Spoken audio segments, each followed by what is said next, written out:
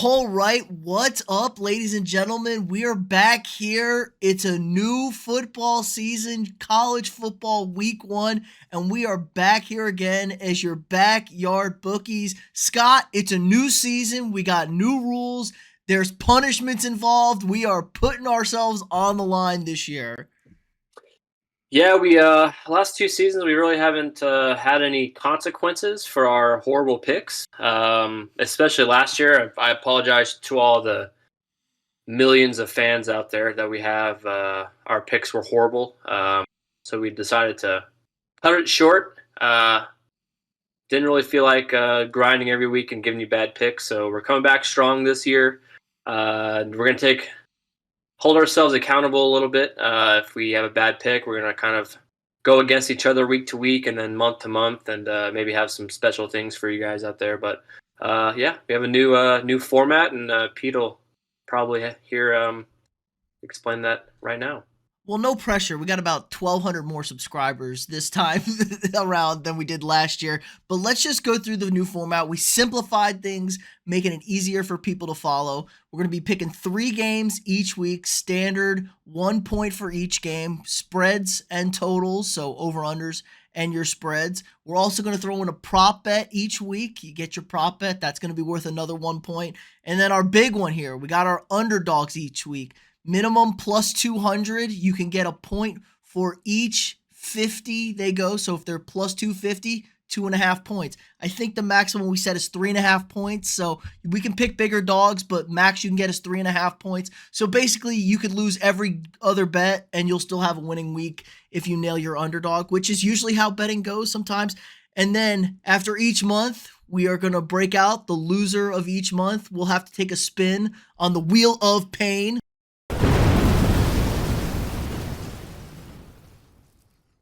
Patent pending, mind you. And then we're going to have to do something awful on the Wheel of Pain. And then for the entire season, whoever loses the entire season as a whole will have to take one spin on the ultimate Wheel of Pain, also patent pending. And that'll pretty much give you a little incentive to watch at the beginning of each month and at the culmination of the season. I know we got some awful stuff on there. We have to hammer out maybe the entire wheel, but it shouldn't be a lot of fun, but it's going to hold us accountable for stuff. But let's just get into it, Scott. What's your first game for us, week 1, 2023? Yeah, I'm happy. Happy football's back this week. Week 1, we had week 0 last week. Not too much on that slate besides USC showing that their defense still sucks. So going off of that, we have USC and Nevada this week. I'm not sure what the spread is on that, but I'm not taking the spread. As we saw USC last week, they gave up 28 points, I believe, to a horrible San Jose State team. They're not as bad as you would think, San Jose State passing the ball, at least. Still, we're the USC Trojans. We're trying to get into a playoff here. They have Caleb Williams. Their offense is going to be great. They might score 60 points, 3-4 times this year.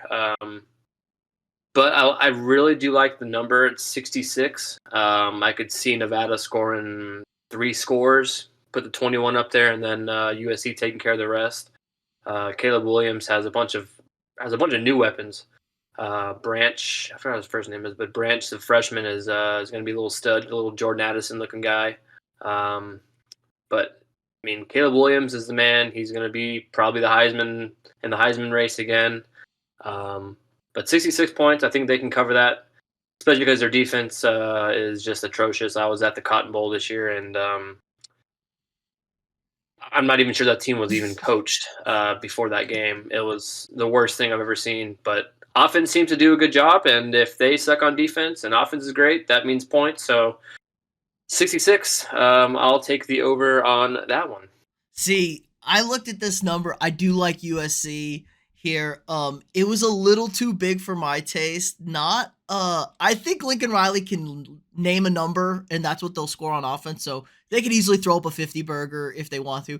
I think they're really going to get after it this week on defense. Now, you talk about San Jose State team that they're not really, I think they might be better than Nevada. This Nevada team is atrocious. They're horrendous. So I think this might be kind of scary for me at that big number. I think maybe the USC defense, they get the message sent home to them like, hey, we're trying to compete for a playoff spot here. But if they really are as bad as they look last week, you should have no problem covering this number. Yeah, I mean, like I said, 21 points is pretty doable. Even 17 for Nevada can probably get the number covered. One big thing this year, though, that we might need to kind of take into account with spreads is that after the first downs, they don't stop the clock anymore. So if you have a 25 first down game, take 15 seconds off. Let's just say it's 15 seconds off 25 first downs. I mean, that's a lot of minutes taken off the game, and that also means less offense, less plays, and could potentially mean a lot of unders this year. So that's one thing to kind of pay attention to. I know the USC Nevada, like I think the projection was like 63-ish. So they're projecting an under, but we'll see if that happens. I think they said it's gonna be about 5 to 7% less scoring this year. A lot less backdoor covers, I'm thinking. The clock's going to keep ticking. No more of these like awful drives. So that might actually help us in the long run. I like another game here. I'm taking an over in another game. I'm going to go Texas and Rice. Game's at 59 down here in Austin. I love this over right here. Rice, not as bad as people think they are. They have a lot of transfers coming in. I think this is going to be a competent team. Texas, they always come out fast. They always come out shiny. Quinn Ewers, probably going to be your most improved player in college football. I think he's going to be pretty good this year. And then they got to play Bama next week. They're going to Tuscaloosa, so I think they run up the score early, pull the guys out, and then Rice gets a couple of Garbo touchdowns. I was liking Texas for the spread. I think it's like 35.5. But I'm just worried about a backdoor cover because I think this Rice team will be able to score, especially against the twos. So I'm loving the over 59 here. I think Texas puts up 42 or whatever, and then Rice can get you a couple scores there. And I think this is a comfortable cover from Texas. They're going to get their guys out. Big game next weekend in Tuscaloosa. And I think the Horns are going to be riding high early in the season, and then they'll screw it up later in the season against terrible Big 12 competition, as we all expect them to. But this is not overhype on Texas. I think this is just a good offense, maybe not as good of a defense, and I don't think Rice is as bad as people think they are. Yeah, I like that. I mean, I do feel like Texas will be kind of on all cylinders at the beginning of the season, and they'll put up a bunch of points. They do usually give up a few touchdowns against Rice. I don't know exactly what they've given up. You can take a look here, but I do like that Rice team to put up at least 14, 21, maybe points, 17.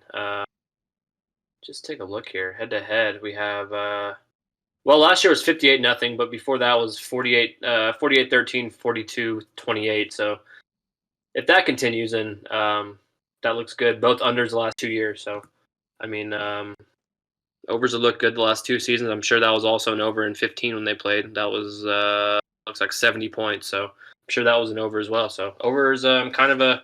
So I feel like you might have this one as well, just because it's pretty popular right now. Colorado TCU. Didn't touch this game. I touched maybe my prop bets in this game. Not a real one. I was thinking you might want to sprinkle a little bit on this one. I wasn't sure, but I feel like you had it, but I guess you didn't. I'm basically taking this game solely on the unknown, to be honest. It's really, we don't know what Colorado team, what they even are, who they are, what they do. I mean, we can look at the Jackson State team and kind of have an idea of what they do.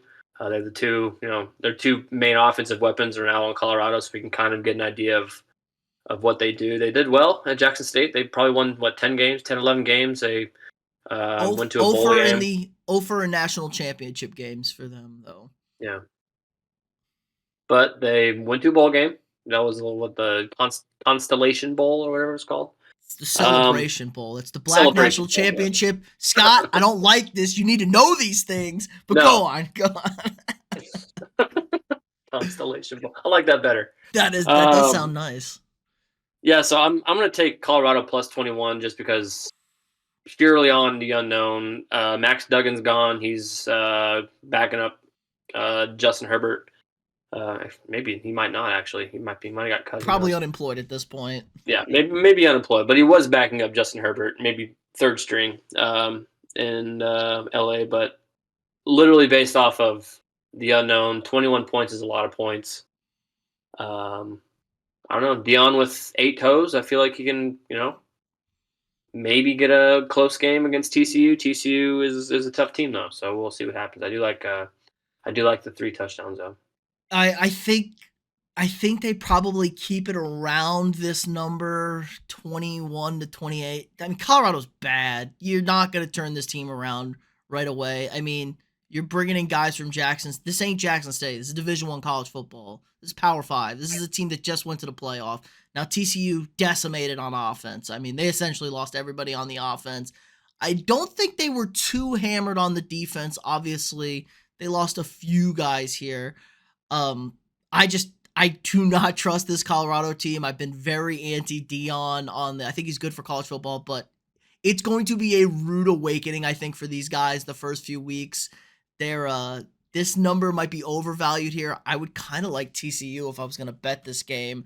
I just think it's a lot of hype for a team that won one football game. They brought in 15 million transfers, and like, is Dion actually a good coach? We're gonna find out. You offer, like I said, in the Constellation/Celebration Bowl, the two biggest games against your best competition, and you over 2 in those games. Schroeder Sanders is a guy that played what he played like Division 3, like 3A football in Texas. Like, that's not good competition in the state of Texas. So I don't know. I'm not so high on them. I may have a prop bet in this game to later talk about.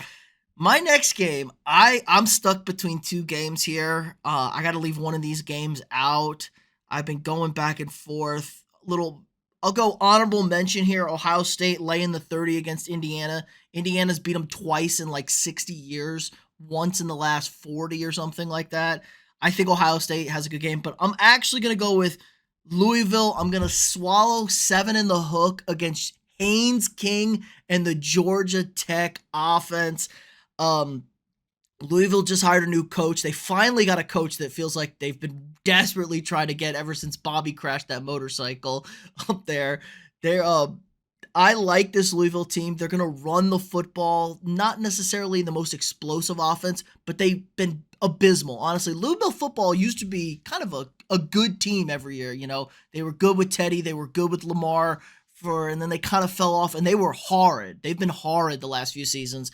They're resetting this, and Georgia Tech is no longer running the triple option. They're trying to run a real offense now, and Haynes King is their quarterback, and Haynes King is dog shit. He's atrocious at quarterback. We saw him at Texas A&M. He had all the weapons in the world, and he can't make a 5-yard throw. So I think this is a Louisville statement game. They want to make a statement this weekend. They're going to run the football. They want to get a lot of good energy behind this program.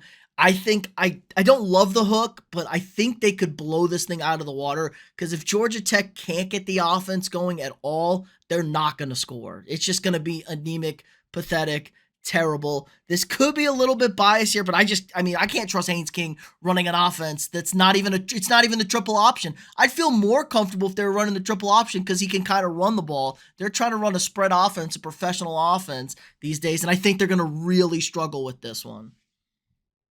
Yeah, a lot of Haynes King hate, but it's kind of on brand. Also, they have Chase Lane too, Cameron's favorite player. So, yeah, I like the pick. I kind of like the Haynes King hate a little bit.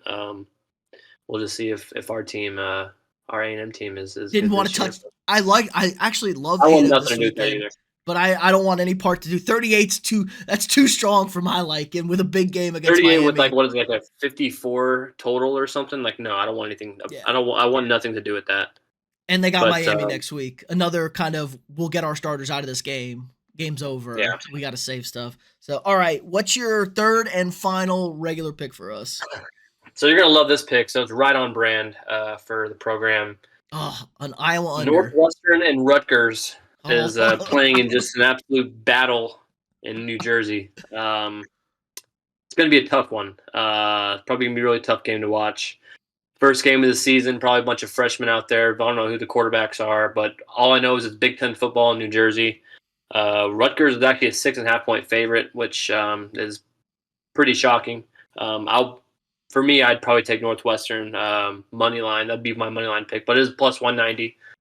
So we'll stay away from that. I looked at that game for my dog also. But the real number here is 39.5. I love the games that are under 40 points. We're taking the under 39.5 because we just love no offense in Big Ten football. This game might be 20-7, 20-21-10, and that's all I need. Two very bad teams that are going to struggle to get down the field. Hopefully, there's no defensive touchdowns or fumbles or some kind of fluky defensive play that happens. Hopefully, it's just mostly 3 and outs and a punt, 3 and outs and a punt, 4 and out and a punt, and there's 7 points at halftime. That'd be ideal. But 39.5. Love the games that are under 40, especially in the Big Ten. So we're going to take this number, 39.5, with the under. I love this. If Northwestern messes up, anybody messes up, they can't even get coached up. They can't get yelled at. They're going to put a security blanket around them for any of those Northwestern guys. I love the brand. I'm surprised you didn't take Iowa under. I think that number was 45. That was a huge number for the Iowa Hawkeyes. I thought about taking that one, but I can't trust. Who knows? New offense in Iowa. Maybe it's great, but there's some quarterback situation going on there. They may be playing the backup. If the backup plays for Iowa, hammer that under. But it's 45, is it? Yeah, it's like 45. 45. Yeah, 45. 43. It's 43 now. It might be moving. There's some quarterback issues. Utah State is like the worst team in Division I. They said they've replaced 4 of their 5 offensive linemen, and I think they replaced like 8 receivers or some shit like that. Like, Utah State's a train wreck. But anyway, this is a team I like. I think this is a sleeper team that not enough people are talking about. I'm taking the Washington Huskies minus 14.5 against Boise State. This was the leading passing attack in the country last season. Michael Penix Jr., we got a little taste of him at Indiana. He tears his knee, kind of fades off. Transfers to Washington. He's an absolute stud last year. This offense is dangerous as it comes. They got some first-round wide receivers out there that he's throwing the ball to. Now, Boise State was decent against the pass last season, but who are they playing? Like, they weren't playing actual passing offenses. They're playing people in the Mountain West or WAC or whatever the hell conference Boise State's in. Maybe what's left of the Pac-12 they're playing in these days. But this is an elite passing offense. I think Michael Penix is going to be putting on that Heisman campaign type, get that hype going. He's going to have a big day. I'd love any of his overs as far as yards. I think it's going to be around 300. I'd like the over on his yards. I'm expecting a big statement win from the Huskies. I'm liking a rout. I'm thinking 3-4 touchdowns. They win this game by comfortable, no backdoors. They're trying to make a statement. I think this could be a sleeper playoff team. I'm a big fan of the Huskies. Yeah, I mean, I like to take those guys that, coming off a Heisman kind of season on their, senior year or junior. I'm not sure he's a junior. I'm sure he's it'll be his last year, whatever. I'm sure he's a senior, yeah, regardless. But picking those guys is always a good safe bet week 1 because they've been there before. They, have played. He's probably played 30 plus games as a quarterback. That experience is always gonna take you pretty far when it comes to week 1. You've already been there before. So taking those quarterbacks that have been around, very, very smart. Taking a Quinn Ewers like he just did. Taking a Caleb Williams like we almost sort of did with Nevada. But those guys are. Yeah, so those guys are always good to take. So I do like to pick. 14 points doesn't seem like too much, and they're also at home, not playing on the blue turf. So it's a 2:30 game on Saturday. I'm sure the weather's fine, so I do like that pick. They can probably get those 2 touchdowns pretty easily, so I do like that pick. All right, what's your prop for us this week? So this one might be kind of popular too. I'm trying to stay away from the popular ones, but I liked it too much. So Trevor Lawrence has a new weapon. He's a D-gen like us, but he's also very good at football. Calvin Ridley is moved over from Atlanta. He was very good with Atlanta before he got caught gambling on his own team. He's pretty fresh. He's very quick. He's not really a deep threat, but we're kind of banking on him getting 5 to 6 catches for the game, which I think he can probably do. I know he's sharing catches with Christian Kirk as well, and then Travis Etienne is also going to get the ball a lot. But the yardage number 54.5, I think you can definitely get that. 5 catches, 6 catches. I think you can probably get 55 yards. I think Christian Kirk's number is pretty similar too, so they're thinking they're going to be kind of sharing the rock a little bit. So it's a little scary having a guy like Christian Kirk on the other side, but I'm not even sure who they're playing. But regardless, Trevor Lawrence has a new weapon, and I know he's going to be using him. Your boy Colin Cowherd loves him too. So I'm all in on the Jags offense, but who the hell knows what we're gonna say. It's been a while since Calvin's played good football, and he is a degenerate like us. I'm going to a game we've already touched on. they're playing Indianapolis, so we'll Okay, yeah, keep that. Does dumpster fire, so that's a good one, and they always play the Colts well. A game we already touched on. I am not a believer in the Colorado Buffaloes. Schrader Sanders under 245.5 yards. It's at minus 114. You can kind of pick there. It went up a little bit. It was at 236, and I was okay with it at 236. I don't think they're going to move the ball much. I think they're going to really struggle. Welcome to real life college football. Another one that I was tempted by was Travis Hunter under 36.5 receiving yards in this game. I just listened to him. He's got like some show on the BR. This guy sounds like he is, yeah, just listen to it. It's all you need to know about him. Not that kind of guy. And he also primary position is defensive back anyway. So I think Colorado's in a world of hurt. They're going to get a rude wake-up call. Maybe I'm wrong. Maybe they shock the world and blow up and beat TCU. I think they get smacked. Everybody, Deion's painted a target on this program's back. Everyone's going to want to shut them up. Nobody's going to want to hear from them. They're going to say, you can't just come in here and do what you want to do. So I think Sanders is pretty overrated as a quarterback. I've watched him against inferior competition, and he's been good. He hasn't been great. He should be carving people up if he's a Division I quarterback. I think obviously he knows the system. It's his dad's team. Yeah, whatever. So I like the under 245. I like a routing of the Buffaloes this weekend. And finally, what is your underdog pick for us where you're going to make up some points on this? Because I know you're going over. Is that right? Okay. Yeah. Well, I mean, I did take a bunch of popular picks, so I'm not looking good so far, but I do like them. So the last pick for me is going to be kind of a team we kind of touched on. At least I touched on a little bit because I went to the Cotton Bowl. Tulane and South Alabama. Mm-hmm. South Alabama is actually sort of projected to be pretty good. I think they're projected to be at least a 9-10 win team. It doesn't seem like they are, but you wouldn't think South Alabama, you wouldn't think USA would be a 9-10 win team. But my cousin goes there, so go USA. Go what are they? Yeah, Leopards, Cougars, whatever they are. Yes. Yeah, so Tulane, they're playing Tulane. They lost their running back, very good running back. I've watched him again. Their offense. He was literally the only thing they had. Absolutely tore up USC in the Cotton Bowl. It was very sad to watch. They're ranked number 24 this year, probably just based off of that. Not even based off of what they have now. It's probably just based off of last year and their big win against USC in the Cotton Bowl. They are 6-point favorites against South Alabama.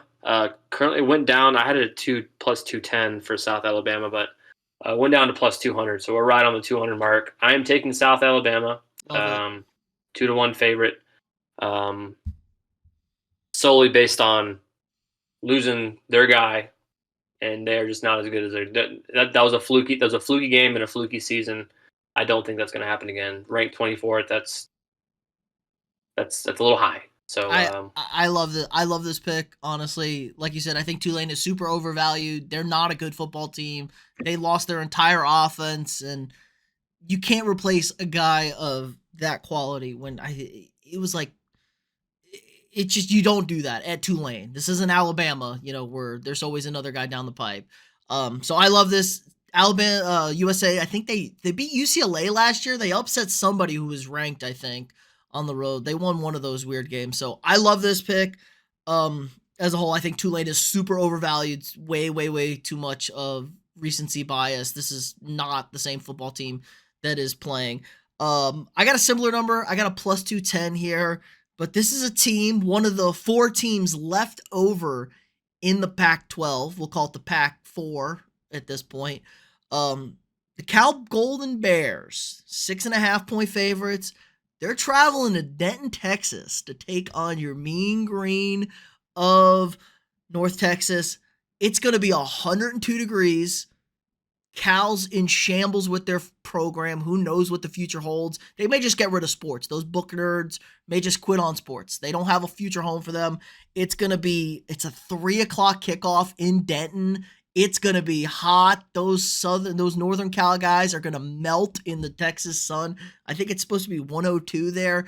And North Texas, they do have a new quarterback coming in, but they're returning their 4-headed monster they have in the backfield. They have an absolute monster back there. They got 4 guys, 3 of them all averaging over 500 yards last year. So they run a multi-back system, and they're going to pound the rock, this team. And I think they're just going to grind Cal into oblivion. 6.5 points. I liked, getting less than a touchdown with North Texas, but I'll take them straight up here. I think this is a war of attrition. Cal's in disarray. I just don't know how you can respond to that. I kind of like, betting against Arizona State, a team that puts a postseason ban on. Things that, these are 18, 19-year-old, 20-year-old kids most of the time, and they're not the best athletes in the world. They're not going to be able to respond to the level of adversity that they're facing. If this was in Alabama, no problem. If this was USC, I'd be like, okay, we're ready to roll. This is a professional program. But a team like Cal that hasn't been good at football since Aaron Rodgers and Marshawn Lynch were there, I think this is prime for an upset here. A lot of running, shorter game, and I think North Texas actually gets this one done. This was actually one of the games I was looking at as well. So I do like that pick. North Texas has shown they can play some offense. So that the heat as well is going to be a massive factor. Very tough to play in 103 when you're not used to it. I'm not sure what Cal is doing to prepare for that, but when you're out in it and you're out there for 4 quarters and you're out there for 3 hours, it's going to take a toll on you. So especially week 1. So definitely something to look out for. I do love the pick. So we will see. We both like our underdog, so hopefully both hit. We could be making some points up here. All right, just run through your picks one last time for the people out there, and we'll wrap this bad boy up. Yep. So we got USC Nevada over 66. We got Colorado plus 21 at TCU. We have the Northwestern Rutgers under 40.5. It's actually 39.5 on action now, but I had it at 40. Whichever one I can put whatever one you want, but don't worry about it. Yeah, Calvin Ridley over 54.5 yards receiving, and then for the dog, USA plus 210 against Tulane. I also had a couple honorable mentions I can throw on there as well. I did have the Northwestern plus 190 as well. I had the Washington-Arizona game, which is another great game for viewership. Under 38.5. Washington has Sam Howell. Arizona has nobody. They have Josh Dobbs. I can't imagine them even scoring points. It could be a really horrible game to watch. So 38.5, sure, I'll take the under. And then I like Florida State plus 2.5 against LSU. They won last year as well. 2 really good quarterbacks going against each other on Monday night. So fun game to watch there. I lost money last year on LSU, so I'm not doing it again. I like the other way in that game. Florida State won on a fluky bounce last year. I think LSU wins on a fluky bounce this year. But they are missing their interior tackles. That stuff. All right, I got Texas and Rice. I got over 59 points. I like the Horns in that one. Maybe a backdoor cover for Rice, but Louisville minus 7.5 versus Georgia Tech. I think that game's on Friday night, actually, so we'll be able to check that one out.